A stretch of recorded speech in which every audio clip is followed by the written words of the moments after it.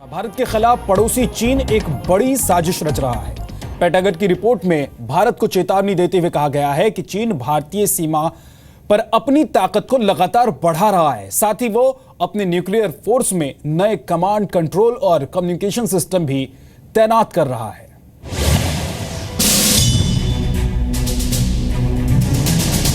ये लाल ड्रैगन नहीं सुधरेगा।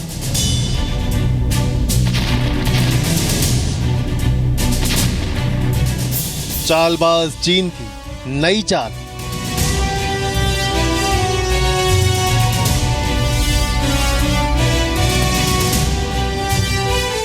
पाकिस्तान के साथ मिलकर भारत को घेरने का गेम प्लान। अमेरिका ने किया भारत को आगाह। हिंदुस्तान को चारों तरफ से घेरने के लिए चीन ने अपनी शातिराना कोशिशें फिर तेज कर दी हैं। चीन को इस काम में पाकिस्तान की मदद मिल रही है। अमेरिकी रक्षा मंत्रालय पेंटागन के मुताबिक चीन पाकिस्तान और भारतीय सीमा के पास अपनी सैन्य ताकत को लगातार बढ़ा रहा है। चीन की बढ़ती ताकत को लेकर अमेरिकी रक्षा मंत्रालय ने भारत को आगाह किया है। पेंटागन के मुताबिक पाकिस्तान के साथ चीन के पुराने रिश्ते हैं, लेकिन दोनों का ये रिश्ता अब भारत के लिए मुश्किलें खड़ी कर सकता है, क्योंकि चीन पाकिस्तान में अपने सैनिक अड्डे स्थापित कर रहा है। पूर्वी एशिया के उप रक्षा मंत्री अब्राहम एम डेनमार्क ने एक प्रेस कॉन्फ्रेंस में कहा, हमने भारतीय सीमा के पास के इलाकों में चीनी सेना की ओर से क्षमता में इजाफा पाया है। हालांकि इसके पीछे चीन की मंशा क्या है, ये तय करना मुश्किल है। पेंटागन की रिपोर्ट कहती है कि चीन ने भारतीय सीमा के पास सैनिकों की संख्या बढ़ा दी है। चीनी सेना की मौजूदगी पाकिस्तान में भी लगातार बढ़ रही है। चीन एक खास क्षेत्र में न्यूक्लियर फोर्स में नए कमांड, कंट्रोल और कम्युनिकेशन सिस्टम की तैनाती कर रहा है। हमें ये मैं समझता हूँ कि इसमें कोई पैनिक की जरूरत नहीं है, लेकिन इसमें कॉशन की जरूरत है कि जो पॉसिबल मिलिट्री एप्लीकेशंस हैं, एग्रेसिव एप्लीकेशन हैं, उनको भी हमें अकाउंट में, हमारी गवर्नमेंट को, आर्मी को अकाउंट में लेना चाहिए। और जो इसका साइकोलॉजिकल इम्पैक्ट है उसको काउंटर करने के लिए भी मेजर लेने की जरूरत है, ताकि हमारे जो अमन बना रहे चाइनीज इंडो बॉर्डर पर, और अगर कोई शरारत होती है उसका हम पूरा डट के मुकाबला कर सकें, उसका जवाब दे सकें। अमेरिकी रक्षा मंत्रालय पेंटागन ने सैटेलाइट इमेजेस के जरिए अपनी एक रिपोर्ट में खुलासा किया है। पेंटागन की रिपोर्ट के मुताबिक चीन आर्टिफिशियल आइलैंड पर मिलिट्री इंफ्रास्ट्रक्चर के अलावा सर्विलांस सिस्टम भी लगा रहा है। पेंटागन ने चाइना मिलिट्री एक्टिविटीज इन 2015 नाम की अपनी सालाना रिपोर्ट अमेरिकी संसद में पेश की है। रिपोर्ट के मुताबिक पिछले 2 साल में साउथ चाइना सी की 7 लोकेशन पर चीन ने 3200 एकड़ का डेवलपमेंट किया है, जिसमें चीन ने बड़े बंदरगाह और गहरे समुद्री रास्ते बना लिए हैं ताकि वो मिलिट्री शिप्स की आवाजाही आसानी से कर सके। इसके अलावा 3 सबसे बड़े आउटपोस्ट पर एयरफील्ड भी बनाए गए हैं। इन पर 9800 फीट लंबे रनवे भी बना लिए गए हैं। आपको बता दें कि चीन ने पिछले महीने ही आर्टिफिशियल आइलैंड पर अपने मिलिट्री प्लेन की लैंडिंग करवाई थी, जिसके बाद से अमेरिका समेत दुनिया को डर है कि चीन इस आइलैंड को फाइटर जेट का बेस बना सकता है। साउथ चाइना सी में इस आर्टिफिशियल आइलैंड का अमेरिका विरोध करता आया है। अमेरिका निगरानी के लिए कई बार अपनी वॉरशिप यहां भेज चुका है। इसके कारण दोनों देश कई बार आमने सामने आ चुके हैं। चीन साउथ चाइना सी में 12 नॉटिकल माइल इलाके पर हक जताता है। इस इलाके को 12 नॉटिकल माइल टेरिटोरियल लिमिट कहते हैं। ये इलाका दक्षिण चीन सागर में बने आर्टिफिशियल आइलैंड के आसपास का ही है। चीन के अलावा दक्षिण पूर्व एशिया के कई देश भी इस इलाके पर अपना दावा जताते हैं। साउथ चाइना सी में तेल और गैस के बड़े भंडार दबे हुए हैं। अमेरिका के मुताबिक इस इलाके में 213 अरब बैरल तेल और 900 trillion cubic feet natural gas का भंडार है। इस समुद्री रास्ते से हर साल $7 ट्रिलियन का बिजनेस होता है। चीन ने 2013 के आखिर में एक बड़ा प्रोजेक्ट चलाकर पानी में डूबे रीफ एरिया को आर्टिफिशियल आइलैंड में तब्दील कर दिया था। अमेरिकी रक्षा मंत्रालय पेंटागन की इस रिपोर्ट से ये तो साफ है कि चीन भारत को ही नहीं, अमेरिका को भी चुनौती दे रहा है। ब्यूरो रिपोर्ट, जी मीडिया। आपने चीन की पहली चालबाजी देखी। अब आपको ड्रैगन का दूसरा धोखा दिखाते हैं और इसके लिए चीन और पाकिस्तान मिलकर एक हो गए हैं। भारत की न्यूक्लियर सप्लायर ग्रुप में एंट्री को रोकने के लिए चीन और पाकिस्तान ने हाथ मिला लिया है। ये दोनों भारत को बड़ी परमाणु ताकत बनने से रोकना चाहते हैं, लेकिन अमेरिकी मदद के बाद दुश्मनों का यह प्लान फेल होता हुआ नजर आ रहा है।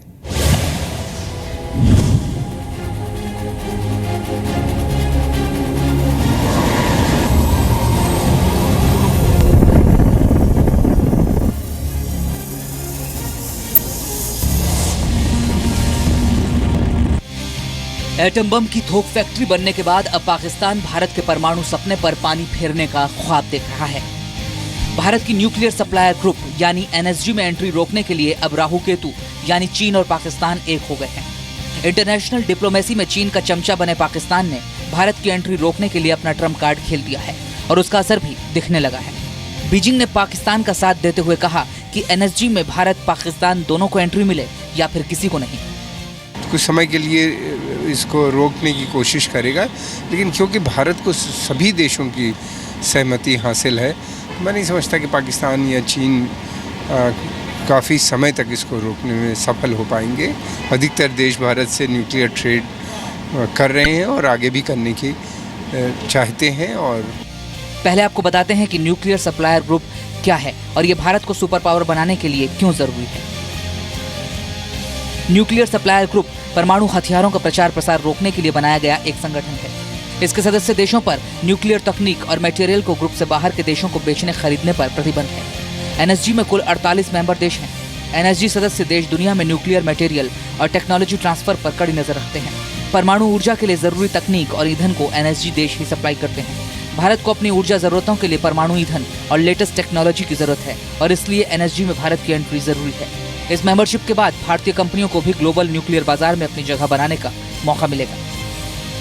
चीन और पाकिस्तान दोनों मिलकर एनएसजी में भारत की एंट्री रोकने के लिए काम कर रहे हैं।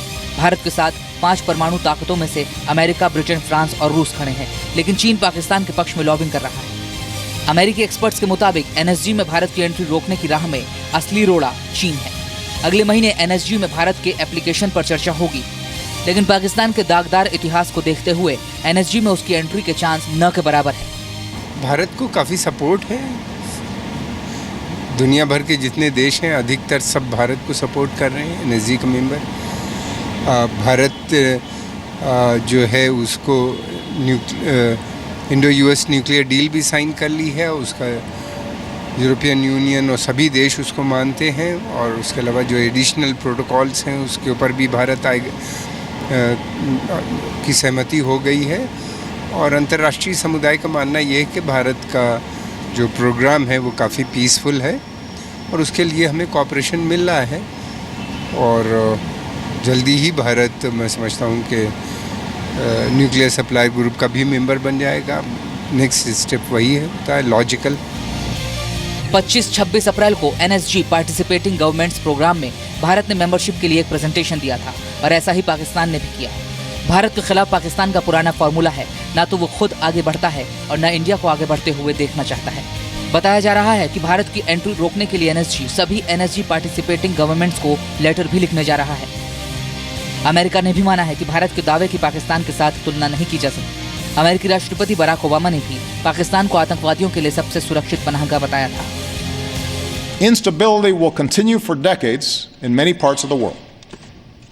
In the Middle East, in Afghanistan and parts of Pakistan, in parts of Central America and Africa and Asia.